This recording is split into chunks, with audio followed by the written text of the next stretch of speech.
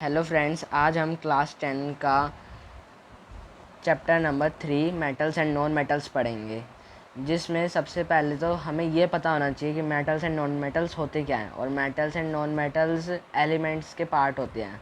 तो फिर हमारे पास टोटल नंबर ऑफ़ एलिमेंट्स 118 हैं, और जिनमें से 94 तो नेचुरल हैं और 28 आर्टिफिशियल हैं। और सबसे पहले अब हमें मेटल्स की फ़िज़िकल प्रॉपर्टीज़ पता होनी चाहिए। तो पहली मेटल की फ़िज़िकल प्रॉपर्टी होती है कि भाई उनका मेल्टिंग पॉइंट हाई होता है और बॉइलिंग पॉइंट भी हाई होता है। और जो सेकंड प्रॉपर्टी है उसकी वो है कि भाई हम उसको वायर्स में और थिन शीट्स में कन्वर्ट कर सकते हैं, जिन्हें हम कहते हैं कि वो डक्टाइल हैं और मेलिएबल हैं। और एक गुड कंडक्टर ऑफ हीट हैं और इलेक्ट्रिसिटी हैं, कि जो हम वायर में जैसे कॉपर यूज़ करते हैं, कॉपर एक मेटल है और वो गुड कंडक्टर ऑफ इलेक्ट्रिसिटी है। और हम कोई यूटेंसिल यूज़ करते हैं, हम उसमें प्लास्टिक तो यूज़ करते नहीं, हम मेटल ही यूज़ करते हैं, जैसे स्टील, एल्यूमिनियम एट्सेट्रा। तो वो good conductor of heat and electricity है। फिर उसके बाद आता है कि भाई सोनोरस।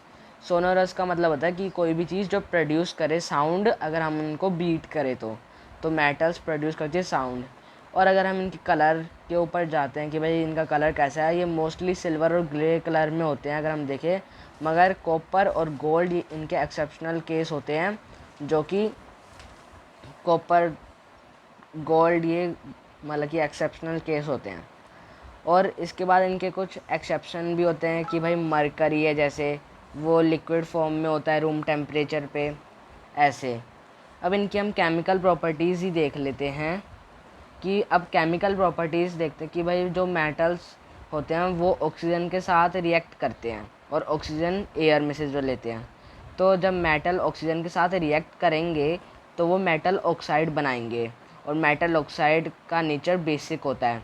और हमें पता है जो भी कोई सब्सटेंस बेसिक होता है तो वो रेड लिटमस पेपर को ब्लू लिटमस में कन्वर्ट कर देता है। और कुछ मेटल्स ऐसे होते हैं जो रिएक्ट रूम टेम्परेचर पे करते हैं, और जब हम उनको हीट करेंगे तो रिएक्ट करेंगे ऑक्सीजन के साथ। अब इसके बाद हम इससे कुछ एग्जांपल ले लेते हैं, जैसे सोडियम एक मेटल है, तो फिर 4Na+O2 यानी ऑक्सीजन।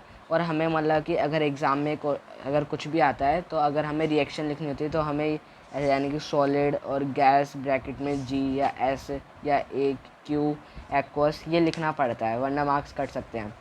तो फिर ये गिव आउट करेंगे 2Na2O यानी कि सोडियम ऑक्साइड, जो बेसिक ऑक्साइड है, हमें पता है।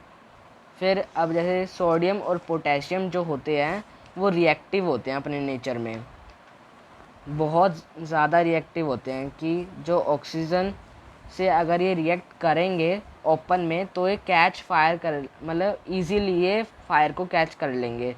तो हम इस चीज़ को प्रिवेंट करने के लिए हम इनको कैरोसिन ऑयल में रखते हैं। और कैरोसिन ऑयल में क्यों रखते हैं? क्योंकि ये ऑक्सीजन से प्रिवेंट करता है, मॉइस्चर से और कार्बन डाइऑक्साइड से। तो फिर इससे एग्ज़ाम में भी क्वेश्चन आता है कि हम पोटेशियम और सोडियम को कैरोसिन ऑयल में ही क्यों रखते हैं? क्योंकि वो इसको प्रिवेंट करता है ऑक्सीजन से, मॉइस्चर से, कार्बन डाइऑक्साइड से। अब अगला आता है कि most metals oxides are insoluble in water, but some metal oxide dissolve in water to form alkali. कि जो मोस्ट मेटल ज़्यादातर मेटल ऑक्साइड्स वाटर में मिक्स नहीं होते, मगर कुछ कुछ मेटल ऑक्साइड्स डिज़ोल्व हो जाते हैं वाटर में, और वो डिज़ोल्व होने के बाद एल्कलाई बन जाते हैं। एल्कलाई का मतलब कोई भी ऐसा सब्सटेंस जो एसिड के साथ रिएक्ट करे और सॉल्ट बनाए। तो फिर हम इसका एक एग्जांपल ले लेते हैं, Na2O। ये एक बेसिक ऑक्साइड है, और ये H2O वाटर। ये हमें पता है, इसके आगे मैंने लिखा नहीं कि ये कि ये सॉलिड है या गैस है। तो हमें पता है Na2O सॉलिड है और H2O लिक्विड है। तो फिर ये रिएक्ट होने के बाद 2NaOH बनाएंगे, जिसे बोलते हैं सोडियम हाइड्रोक्साइड। यहाँ पे लिखा है ये एक्वस सॉल्यूशन है, और ये है एल्कलाई। तो अब हम जब ये फॉर्म हो जाएंगे सोडियम हाइड्रोक्साइड जो कि एल्कलाई है, तो a solution of sodium oxide is turn, मतलब हमें पता है ये मतलब बेसिक है, एल्कलाई ऑब्वियस है कि वो बेसिक ही होता है, तो वो रेड लिटमस को ब्लू लिटमस पेपर में कन्वर्ट करेगा, ये करेगा। और फिर सेम ऐसे ही पोटेशियम के केस में भी यही सेम होता है, पोटेशियम ऑक्साइड के केस में।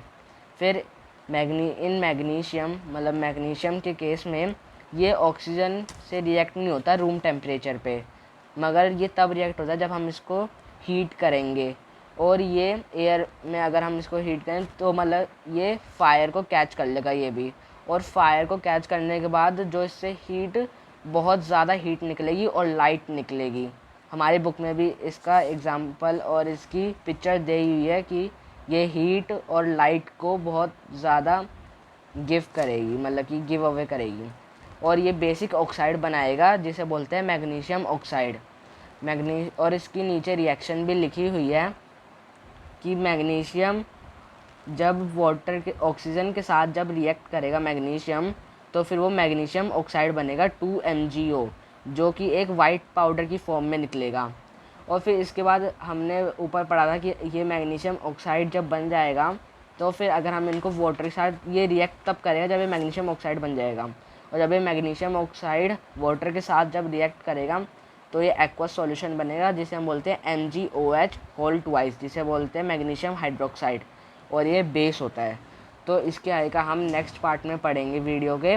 अगर आपको अच्छी लगी तो लाइक करना, शेयर करना एंड सब्सक्राइब करना।